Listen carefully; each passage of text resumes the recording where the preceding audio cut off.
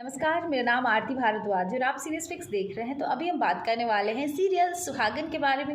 Well दोस्तों, आप सबको पता ही है कि पिछले एपिसोड में हमने जैसे चर्चा किया था कि जो बिंदिया है उसने अम्मा की डायरी पढ़ी और उसमें भी वही हुआ जो बिंदिया के साथ हुआ, यानी कि जिसको उसने बहन माना, सब कुछ किया, वही उसके पति को उड़ा ले गई। और बिंदिया के केस में भी तो कुछ ऐसा ही हुआ है ना कि उसके बहन पायल ने ही उसके पति को उसके साथ से उड़ा लेकर जाती है, उसे सुहागन नहीं रहने देना चाहती है और इस बात का बहुत बुरा लगता है बिंदिया को। जी हाँ, अब इधर जब सब कुछ पढ़ती है तो बिंदिया को बहुत बुरा लगता है, बहुत बुरा लगता है कि अम्मा ने कैसे ये सारे दुख झेले होंगे, अम्मा कैसे इन तकलीफ़ को सही होगी।